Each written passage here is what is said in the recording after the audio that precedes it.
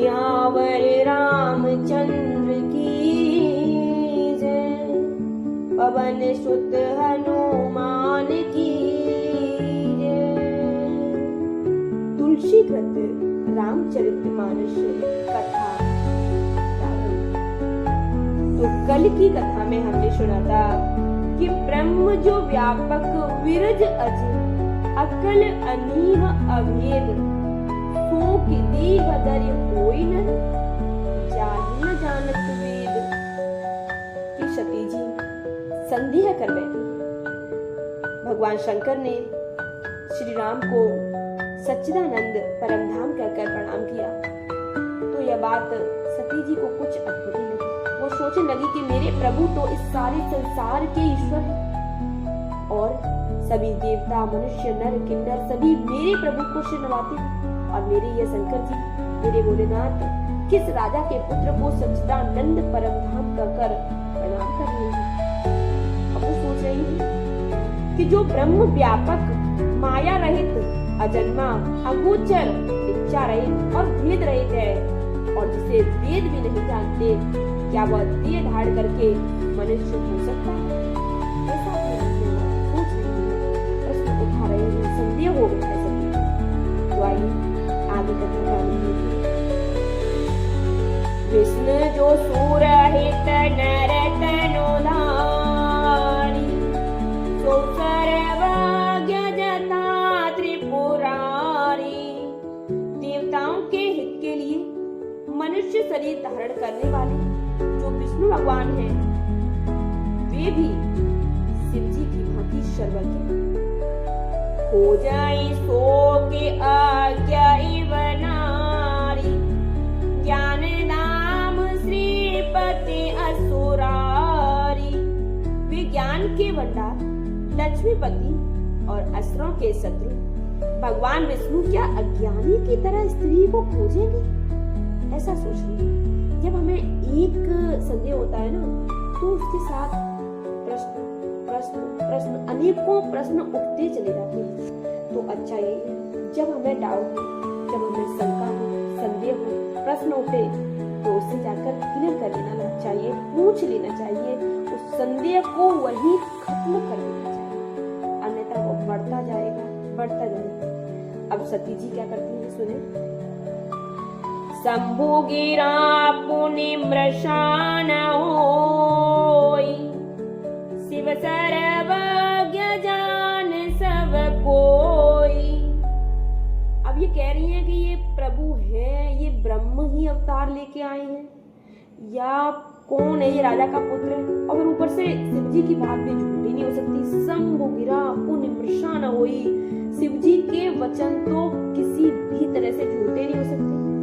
शिव सर्वज्ञ जान सब कोई, और सब कोई जानते हैं कि शिव जी सर्वज्ञ हैं, उन्हें सब पता है।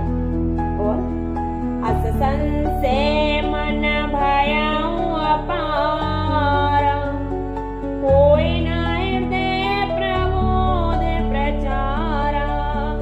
सती के मन में इस प्रकार का अपार संदेह उठ खड़ा हुआ। किसी भी तरह से उनके हृदय में ज्ञान का प्रादुर्भाव नहीं होता था, ज्ञान नहीं हो रहा, संदेह हो रहा है। अब क्या करेंगी? यद्यपि प्रगट न कहेउ भवानी, हर अंतर जामी सब जानी। अब सती जी के मन में तो तमाम तरीके के प्रश्न पर प्रश्न उठे जा रहे हैं, संदेश और गाढ़ा होता जा रहा है। यद्यपि प्रकट न कहेउ भवानी ने डायरेक्टली कुछ भी नहीं कहा शंकर जी से, लेकिन हर अंतर्यामी सब जानी, लेकिन अंतर्यामी शिव जी तो निकट के वासी हैं, एक के मन की जानने वाले हैं, वो तो सब जानेंगे। फिर सुनाई सती तब नारी सुभाव, संशय असन धरिया और काऊ। क्या बोली? हे सती सुनो, तुम्हारा स्त्री स्वभाव है, ऐसा संदेह मन में कभी न रखना चाहिए। और आगे क्या कहती है? जासु कथा कुंभ ऋषि गाई, भगति जासु में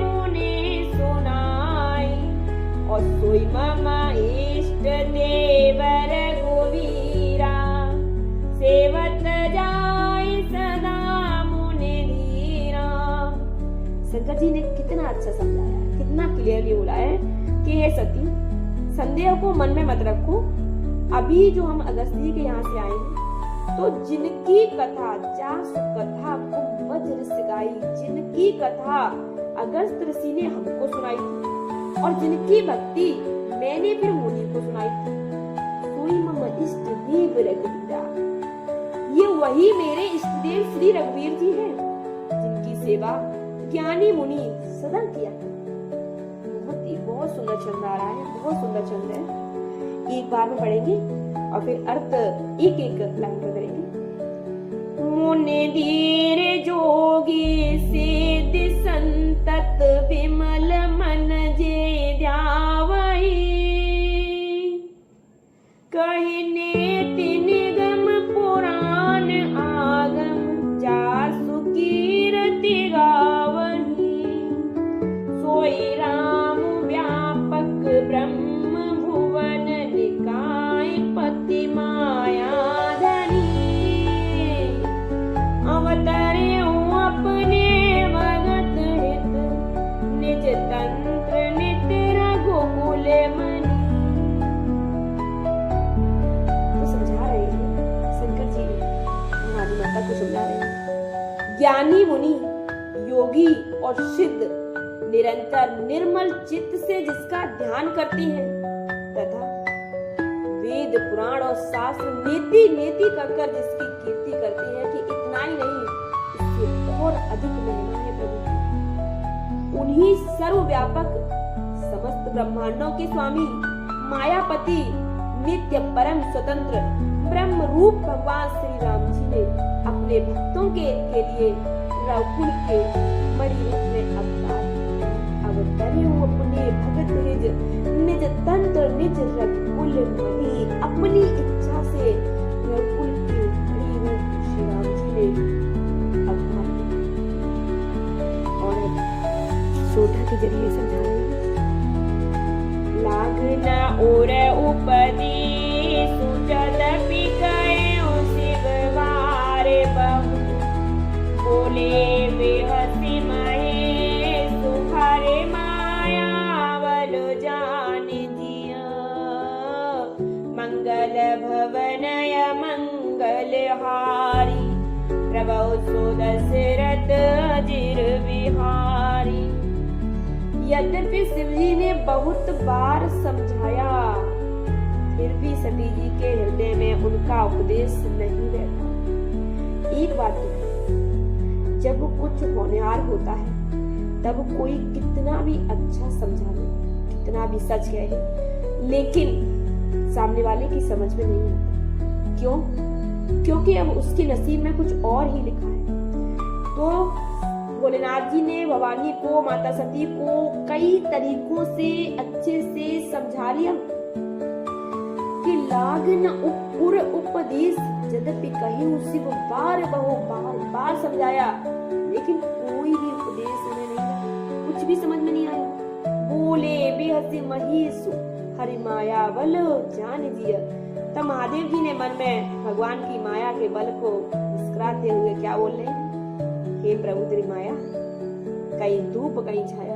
तो भोलेनाथ जी बोल रहे हैं अपने मन में, जो तुम्हारे मन अति संदेह तो किने जाए परीक्षा ले।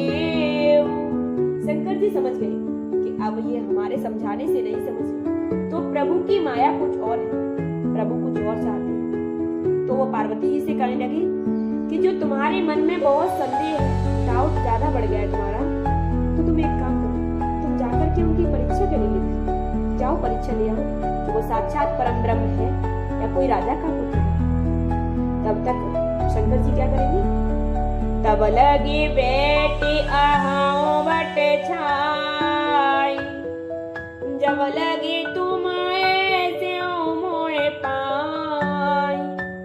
जब तक तुम मेरे पास लौट आओगी तब तक मैं इसी बट की छांव में बैठा। वो वहां जाके बट के वृक्ष के नीचे बैठ के प्रभु का ध्यान करने लगे और पार्वती जी वहां से चल दी।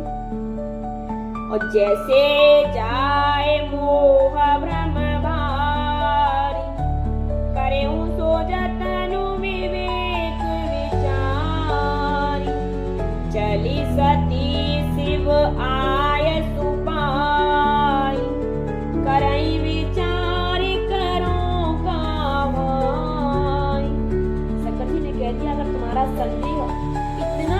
ज्यादा बढ़ गया है तो तुम जाकर उनकी परीक्षा क्यों नहीं लेती?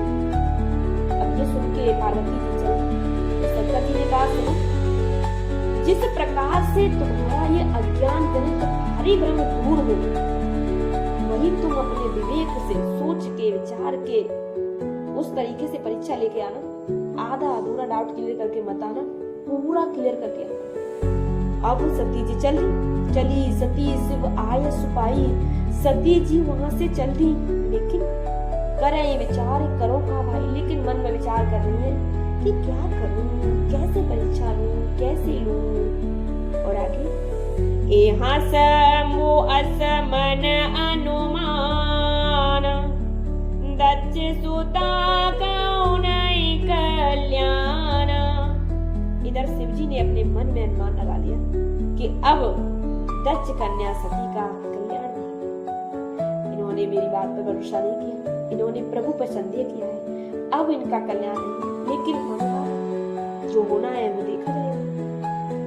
और मोरे कहे न संशय जाय, वेद विपरीत भलाई नाय। जब मेरे समझाने पर, शंकर जी कह रहे हैं कि मेरे समझाने पर भी इनका संदेह दूर नहीं हुआ, तब मालूम होता है विधाता ही उल्टे है। जब विधाता उल्टा होता है ना तो सारी बातें उल्टी उल्टी होती चली जाती हैं। अब सती का कुशल नहीं है, विद विपरीत भलाई नाई। अब तो इसके दिन ही खराब है, अब तो इसका विधाता ही उल्टा हो गया, अब इसकी बेचारी की भलाई नहीं। और अब बहुत अच्छी जगह याद आई है, सब लोगों को ज्यादातर याद आई है। ओयई सोई जो राम रचि राखा, को करि तर्क बढ़ावे साखा। तो शंकर जी अपने मन में कह रहे हैं कि जो कुछ राम ने रच रखा है वही होगा। तर्क करके कौन विस्तार बढ़ाए, कौन इस बात को बढ़ाए? समझाने का काम था, समझा दिया।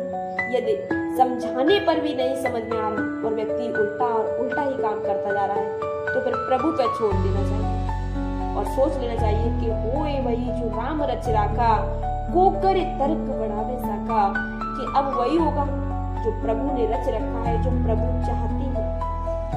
यही शंकर जी ने सोचा कि अब विस्तार बात को बढ़ाने से कुछ नहीं, विस्तार करने से कुछ नहीं। अब तो जो प्रभु चाह रहे हैं, जो प्रभु की माया करवाएगी, वही सती के साथ होगा। और असकाई लगे जपन हरि नाम, गाई सती जा प्रभु सुख धाम। ऐसा कहकर शिव जी भगवान श्री हरि का नाम जपने लगे। एक बात बहुत अच्छी लगी शंकर जी की याद कि कितना भी टेंशन चले, सती ने बात नहीं की, सती परीक्षा लेने चली गई, लेकिन शंकर जी सारी चिंताओं को त्याग कर उसी हिसाब से जैसे प्रतिदिन समय मिलते ही प्रभु का भजन करते, ऐसे ही वो तो सती जी से कह कर के जाओ तो परीक्षा ले आओ, हम यही बैठे। और वो तो नाम जप करने लगे। सीधा सा ये है कि प्रभु का नाम जप कर, नाम जप से ही सब कुछ है। कलयुग केवल नाम आधारा, सुमिर सुमिर नर उतरे ही पारा। कलयुग में सिर्फ नाम का ही सहारा है, दूसरा कोई सहारा नहीं, कोई भी सहारा नहीं है संसार में। जितना आपको अपना कोई दिख रहा है वो आपको उतना ही दुख दे के निकलेगा। सिर्फ और सिर्फ प्रभु का सहारा है, सिर्फ और नाम का सहारा है। तो शंकर जी ने सती जी को कहा कि आप जाएं, परीक्षा ले आएं, और स्वयं ऐसा कर वट के वृक्ष के नीचे बैठे और श्री हरि का नाम जप करने लगे। अब सती जी वहां से चली गई, कहाँ? जहाँ सुख के धाम प्रभु श्री राम जी और लक्ष्मण जी वन में विचर रहे थे, वहां सती जी चली गई है। अब देखते हैं किस प्रकार माता परीक्षा लेंगी। दोहा के साथ कथा को विश्राम करते हैं। परीक्षा वाली कथा हम कल सुनेंगे। पुने पुने हृदय विचारो करी, दर सीता करे रूप, आगे ओए चले पंत ते, जे आवत नर भूप, जे